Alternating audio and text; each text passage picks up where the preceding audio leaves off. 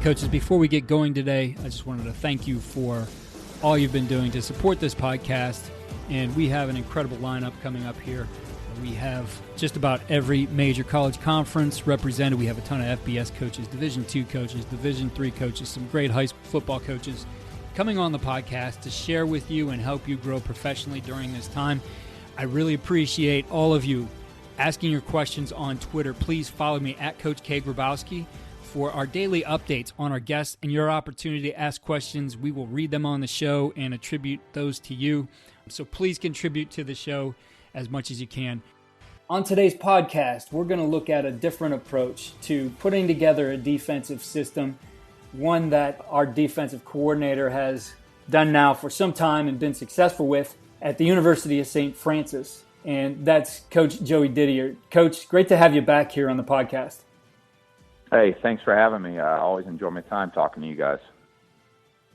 Yeah, it's been a while, Coach. We said the first time we had you on was after you guys won a national championship. I believe we would have talked after the 2016 season, first year of the podcast. And for our listeners, we'll link back to that one where Coach Didier talked to us about his background and the things he's learned along the way, a little bit about his philosophy. So be sure to go back and listen to that one if you haven't yet, because Coach does an excellent job. But the focus today, we have a lot of different ways to go about things. And, we have our systems, right? And there's, I think, some people who look at their system and are able to recruit to their system. But there's a lot of us who live in that world, even, at the college level, thinking back on that there's going to be a lot of variability in skill sets from year to year, and you kind of have to fine tune what you're going to do. So you kind of take the approach that you're player led in the way you put together your schematics. Yeah, I mean, we're very player led, which is unique because, we work for a head coach who's been in the business for a long time. Kevin Donnelly, he's up there top 10 all-time winningest coaches. He's 333 wins. He's been doing this since the late 70s. And you would think just from a stereotypical standpoint that coach would be one of those guys that's like set in his ways, that like, this is how we do things. This is our defensive system. This is our offensive system. And it is the exact opposite. The big thing that he always tells us is don't be afraid to change. Be afraid of not changing, and how our game is just all encompassing and always changing. The last time we talked, we were in between the 2016 17 season. So we just won a national championship in 2016, and we were a 4-2-5 defense, a lot of split field principles. And one of the things we do every offseason is multiple times we sit down with our head coach and we rank our defensive players, and we come up with our top 22. Top 22, not necessarily just by position, but, who are our top 22 guys. And then we're going to find the defensive system that best suits them. So in between the 2016 and 17 season, that offseason, we moved from a 4-2-5 to a stand-up 3-4 system. We had two outside linebackers that were just phenomenal athletes that we would not be doing right by our people to, stick in that defensive scheme for, that season. It wouldn't be the best 11 on the field. So we took a huge chance in 2017 switching schemes, and we went ahead and won the whole thing again. Was that the sole reason that we won the whole thing again? I mean, no, there's tons of factors to it, but just the ability for us as coaches to see players' skill sets, players' strengths, and put them in the best position to be successful is our main job as coaches.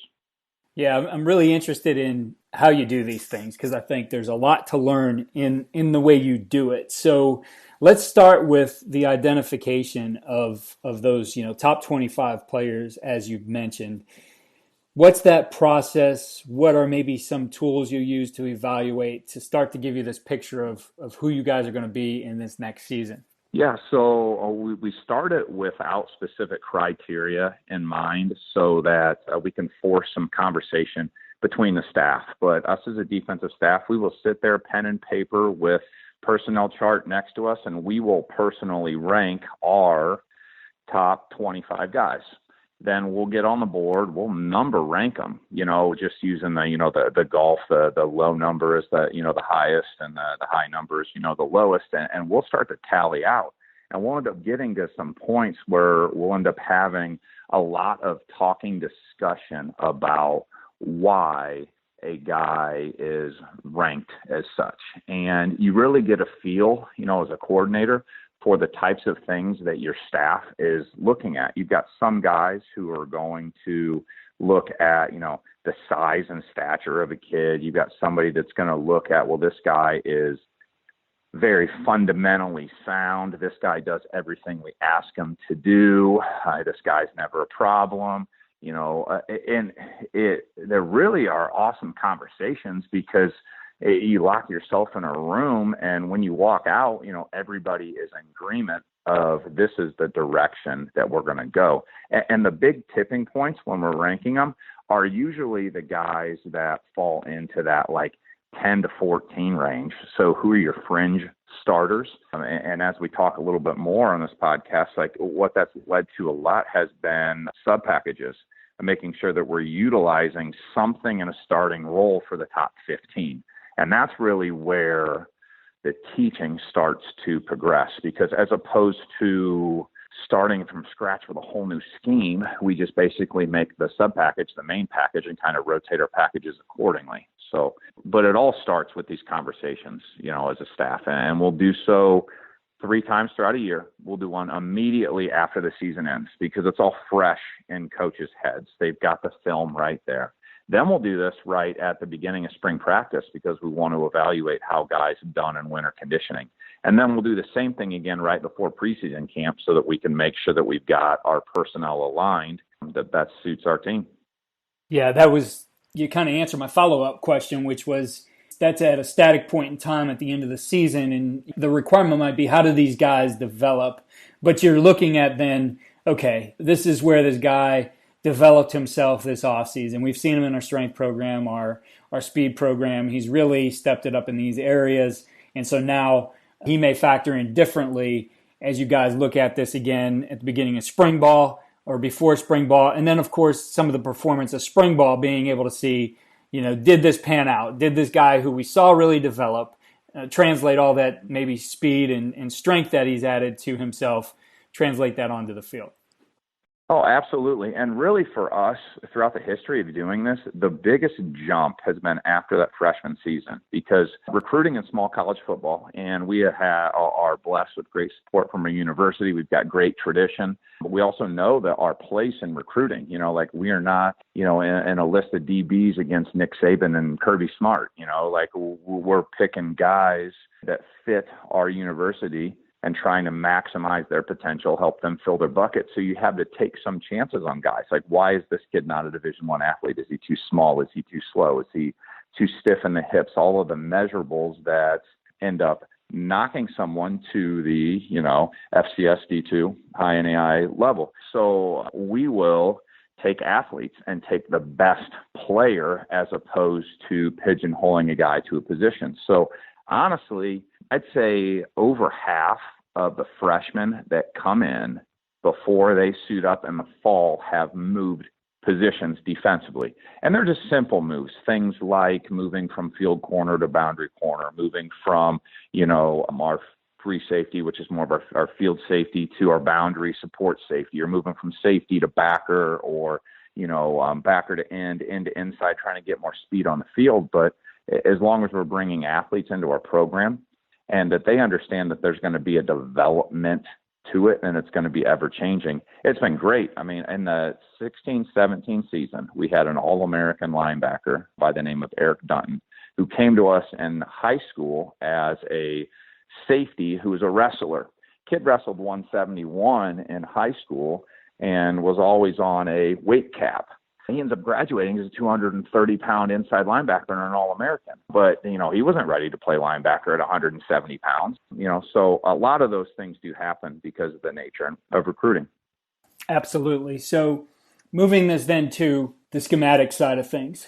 And again, looking at skill sets, but also then looking at a couple other things here. The structure within which you do this, as well as the skill sets of your coaches, right? What they know best, right? And balancing all of those things. So I'm going to make an assumption here that you're 4.25 after 16. You made that move. That this wasn't, guys, here's our new system. That it was finding a way to evolve that terminology and that structure into what you needed to be next, so that essentially you weren't making everybody in the system a freshman and, hey, we're going to learn something new now. Yeah, absolutely. So let's use that specific transition as an example. So that in 16, we were more of a over front, move to strength, because we had hand in the dirt guys at defensive end. So with that, we were able to split the field a little bit more in coverage. So then moving to a 3-4, we ended up playing more under front principles. So we could take our boundary end and do a lot of the same things that we were doing in our 4-2-5 previously, but now standing him up. And those were things that we had done previously in 16 when that particular player was playing some third down sub-package stuff for us, kind of like Okie 3-4 principles. So you're absolutely right. You're not reinventing the wheel. You're just making some small tweaks to things. Little things as well, too, about, like, let's talk about the back end. You're going to be in families of coverages. So we're either matching or pattern reading. You're either playing man or you're playing zone. All coverages just fall down to those three families. So then we assess the skill sets of the secondary, and we're going to be calling more coverages in the family in which our guys can execute. This past year and the year previous, we probably played more man because we had more man guys in our room. And it's up to us as coaches to teach things in terms of families or a system or something that's consistent for a kid that is not so strict and so minute that it cannot be flexible. We had some speed bumps with this because if you make changes, it's adding a call and then adding a call and adding a call. So when we were too descriptive in our initial installation of things, then you end up adding a front and adding a coverage and adding a blitz. And before you get to it, it's October and you've got half a dozen, different blitz combinations and a dozen coverages, and it gets to be too much. So you've got to keep it simple and keep it broad-based initially in installation, and it all seems to work very well together. So that process, I guess, of reining it in, right, from the menu you're going to start with to week, you don't want to overburden your players, especially on defense. We know you guys want to play fast. You as the coordinator, right? You're the guy. Coordinate means to bring together. So you got to bring all this together. You get all kinds of great ideas. You're looking at all this.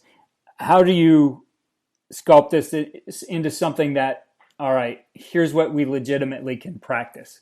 Yeah, so you've got to trust your staff. And when you move into being a coordinator, you become more of a decision maker and less of a suggester. But if you listen to the other guys on staff and what they are suggesting, they're all valid points because they come from different perspectives. Specifically speaking, our corners coach, phenomenal coach. He's a guy that grew up in a man system, so he's always wanting to push more man concept coverages.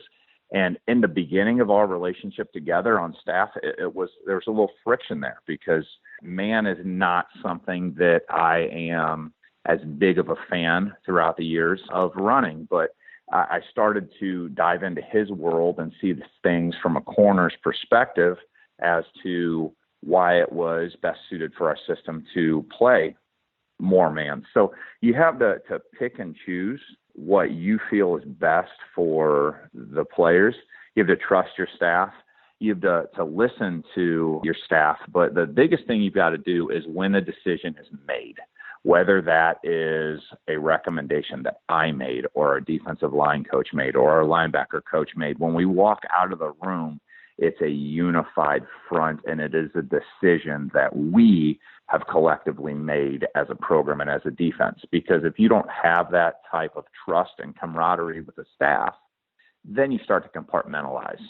And then you can have the finger pointing and things that you don't want to have in any facet of, any part of your life, whether that's in the business world or the football landscape. As you've looked at how this has evolved for you and you look at the different things you can do, I'm sure you start to have those players who fit into, what's become popular, the quote unquote positionless defense, right? So guys who may be dropping in coverage on one play, maybe blitzing on another, might be playing level two on a third, maybe a third scenario here. How do you make sure that those types of guys get practice within those different skill sets? Yeah, so you have to be really creative about when you are doing individual and when you are doing group. So I feel like the positionless defense is creative ways in which coaches are now attacking gray areas. And let's just use like the field overhang for example. You have a trip set and you have a decision to make. Do you want to float a linebacker out so an inside linebacker can play like an outside linebacker and play over three? Do you want to rock a safety down and utilize a safety like a strong safety? Do you want to flip corners and get somebody into that bubble or into that gray area? So all of it becomes situational based and group based. And those are things that you have to be very creative and very specific about how you handle your scripts in these group sessions, in your perimeter sessions, in your group review sessions, where you have an opportunity for a linebacker, a safety, and a corner to work together, or specifically a linebacker and an end or an end and a tackle to work together, because it's not something that really, with positionless defense, as you call it, is something that can be handled a ton in an individual meeting. We have an outside linebackers coach who's a phenomenal coach who's coached specifically he grew up in that like 4-4 overhanging outside backer scheme. So I will give him our strong safety types, our inside backer types, and then he's doing a lot of the 2-to-1 reads, the zone drop collisions, denying the vertical release number 2 or number 3, because that's what he is very good at. Where there's times too where we will circuit train our defense from a skill standpoint, and you have your guy who's teaching man coverage skills to everybody, whether that is a linebacker who has to man a back, an end who has to peel with a back, a safety that's got to play man, or a corner that's already got to play man. And then, me, for example, teaching more of the broad-based zone concepts that you're going to see with linebacker zone drops, safety eyes, those types of things. So it's the coordination of your group work and how you can kind of circuit through a practice that'll make you much more effective for the minimal amount of time that you really do have to focus on ball. Right. Yeah, I love that approach. It's the coaches become, in a way, positionless as well, right? They're not just stuck to one group of guys. There's going to be carryover, which I'm sure is good in a lot of ways to, again, just build that chemistry, right? Instead of everybody being siloed and I only coach this position, that crossover, I think, really lends to having some great chemistry between the coaching staff and the players. I agree, and it helps coaches grow as well, because coaches will be able to work with all of the players on defense, or 90% of the players on defense, and that coach can become the expert in that area and be able to provide their insight, provide their knowledge. And then not every coach is on the sidelines for, ball game on Saturdays. So, you may have a guy who, your corners guys up top, maybe your D-line guys up top, they don't have the opportunity to get that face-to-face interaction with their coach in the heat of battle on Saturday, but they've developed trust with the other position coaches that may be working down on the field, and you can navigate things there, because all of this begins and ends with developing trust and building that bridge with your players and your coaches and your staff. And the only way that can be done is just through experiences and working together. So, Coach, I know the other day, shifting gears a little bit, you had the opportunity to sit down with some coaches from around the country in the virtual summit and hear about what was on their mind and what they were looking to defend. And I'm always interested in trends, and certainly over the 2019 season, and whether it was in different parts of the country or in different leagues, I mean, you started to see some trends develop that even would catch on across the country. Is there anything from that standpoint that offenses are trying to do in general that, came up and coaches are interested in? How do you defend those things? Yeah, and that was an awesome session. I really enjoyed the interaction with everybody. And what I've noticed is that offenses now are doing a much better job of attacking coverage and gaining an isolation where they want it. Specifically, we talked a lot about how to handle skinny post to snag to dig, because us being a quarters-based team, there's a lot of times that an offense can manipulate your read with a delayed read from number 2, with a gray area release that may break in that 5 to 7 yard threshold. So is it manned? Is it zoned? Is it switched? And all of those things freeze a corner to then be pressed vertically and then to have to carry a skinny post or a snag from less than ideal leverage. So we talked a lot about working with a corner, a safety, a backer, their eyes, at what point is that route declared, and what complementary coverages can you give from that same look? Because since offenses are so good now at attacking coverage, like what variation can you give an offensive coordinator where you have the same shell, you have the same depth, you have the same leverage, but we don't know if it's cover 4, if it's a variation of 3, if you're playing 6 or splitting the field. So the more you can do from the same alignment. But, offenses are always going to evolve, always going to adjust. But that was the biggest thing, was just attacking coverage on the back end. Yeah. Were there any things that you've looked at this past season, whether that people were doing those things to you or not, that you found pretty innovative on the offensive side that you think defenses in general might need to account for here in 2020? Yeah, I think a lot of it is like the drag-through game where, and I think maybe it's moved from the NFL to the college game, where your mesh concepts with stops and follows, where now offenses are so good when those players are dragging to be able to read under coverage and be able to stop those drags and sit into zones, or to carry those drags across the field to overhanging outside backers to safety. So it's really going to stress defenses to clearly identify in all of their coverages who eventually becomes flat, curl, and deep responsible, whether you are playing match or whether you're playing any variation of zone. But I just see even some of the things that I watched in the national championship game with some, you've got a kind of a mesh concept with twos meshing and then guys stopping and then working opposite sides of the field, trailing each other. And a lot of the tags were worked off of a drag concept, which are putting defenses in position where they have to defend an athlete in space.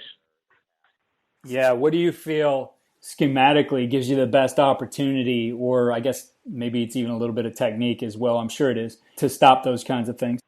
It's a variation of match and zone, zone concepts. I don't know, it's broad based, but your zones have to be complementary zones. You can't play zone and your corner is always responsible for backside flat. You have to give some variation as to when you are going to roll, in which direction do you want to roll? When we roll, who is going to be flat responsible? When we roll, where are eyes in terms of the RPO game? Is that rolled safety, or is that, squatted corner? Is he going to become a force-fitting player? So to pick and choose like 3 complementary things. So I'm looking a lot at like the complementary areas of like a cover 4, a cover 6, and different variations of a cover 3. And when can I pull the trigger in some of those, cover 6 variations and cover 3 variations to attack one of the weaknesses in our cover 4, which is that, gray areaed curl working on backers. Coach, as I've looked at that, the meshes, the shallows, the drags, that certainly was a big part of offenses in 2019, to the point where it seemed by the end of the year, everybody had that as a major part in their offense. The other thing that I saw that I think can be problematic, I think is a good strategy schematically for an offense, is the receivers releasing into position basically to block, right?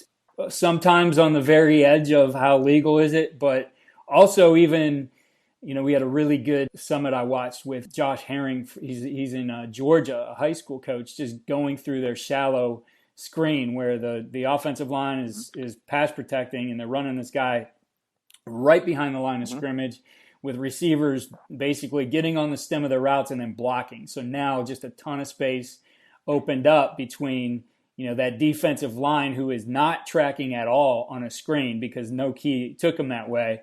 And then, linebackers, secondary getting into their pass drops, whether that's man or zone, and just having all kinds of space to run with the football. Or, like I said, kind of the shallow coming across where guys are kind of releasing into a route, but they're not getting the ball. They're kind of waiting to time up a block there. Thoughts on defending those kinds of things? Because I think it's very tough for a defense to diagnose.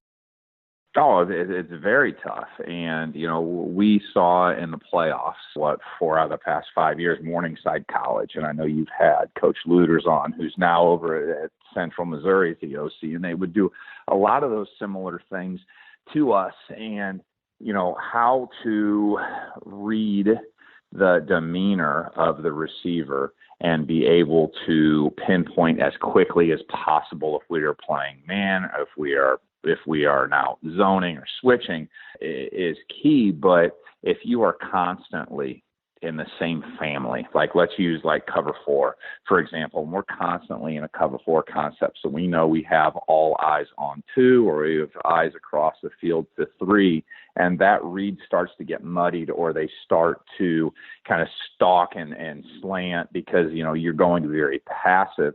You have to find a way to incorporate less pattern read coverages. And I think you're going to see an evolution working back into more old school zones into areas that are then going to result in more carrying responsibility, whether that be like a 3 rotation and then your rotated safety now is going to have a specific read that he'll see whether he becomes a carry player or a rob player. I think that you're going to see football move into more of a zone concept because it's very easy. Like when you are up on the board and you're facing a concept, just like you talked about with that, stalked, just we'll call it gray area release.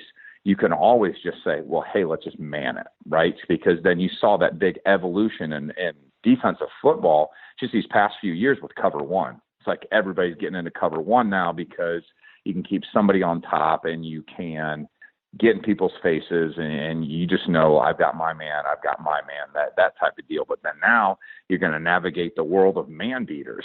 So as you navigate the world of man beaters, it's going to put you into more zone concepts. So I think over the next year or two, the defenses are going to start to become much more zone and fire zone oriented, kind of like things were in the late 80s to early 90s. I could see that happening. I mean, it's all who gets the chalk last. Like one of the things, as we started to see those shallow screens or those, Notre Dame did a nice one with kind of a Texas route, an angle route that was caught behind the line, and guys looked like they were releasing on vertical seams, and all of a sudden they're blocking those linebackers who are matching them. I could see it didn't happen yet, or at least I haven't seen one, but I could see then kind of the fake shallow screen with somebody working his way into a void left by somebody trying to essentially come off what they think is a block now. And now the ball, because no one's releasing, the ball's still thrown downfield. So I don't know, right? It's just that constant. I think you're right. As you mentioned, like you got to have a few tools in your toolbox. Otherwise, the offense, as you said, is really good at figuring out, hey, these guys are just sitting in this coverage here and we're going to pick them apart with this tool in our toolbox. Yeah, you're absolutely right. And I think a lot of that comes from the discussions and how you prep throughout a game week and how does that correlate with the toolboxes that you want to carry. So we're going to spend a lot of this time of the year, in addition to working with our personnel, working with our defense on the specific toolboxes, like us as a staff. What do we want to carry against 11? What do we want to carry against 12, 20, 21? Those types of things. So once those things are ingrained into our system, we can spend game week studying a little bit more play caller tendencies to be able to see, like, what is his teddy bear, like what is the D&D that's going to get him to be a little more vertical pass driven, that is going to push him to be a little more run driven to play action driven. What is the vertical field position that is going to change what they're trying to do? So a lot of that just, it comes off of feel. It comes off of consistency of being in, the same league. And, going up against similar staffs over the past few years, you start to, can't really quantify it. You just get that gut feeling when you're calling plays that you need to get into, a fire zone, for example, or get into a man pressure because it's something different that you haven't done in a little while. And it's really trusting your gut.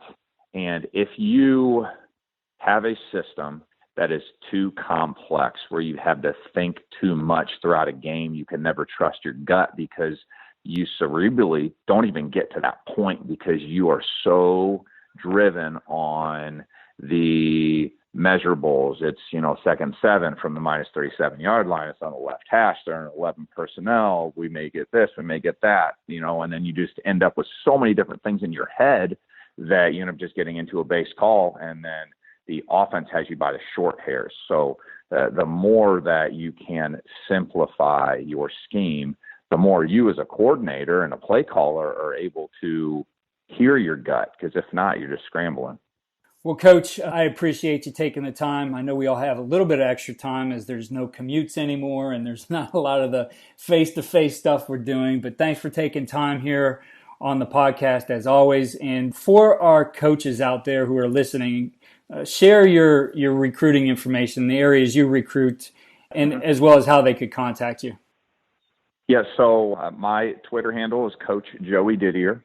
Email is jdidier@sf.edu. I also as a recruiting coordinator, and we recruit the entire state of Indiana, Southern Michigan, Central Ohio, over to the Indiana border. And we're looking for great kids that want to work hard, and like we say in our program, to fill your bucket. We're going to help guys maximize their potential and maximize their ability. So send me a DM on Twitter, send me an email. Love to evaluate your kid's film. We've got a lot of time to do it right now. So quarantine may really help the class of 2021 and get more eyeballs in front of coaches. So thank you for sending that stuff our way. Absolutely. And Coach, again, thank you for your time, and best of luck to you guys in 2020.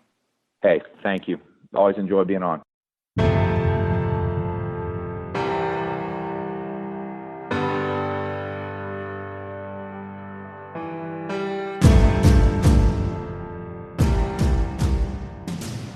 Thanks again for listening to the Coach and Coordinator podcast. Check out all we're doing at coachandcoordinator.com and follow me on Twitter at Coach K. Grabowski.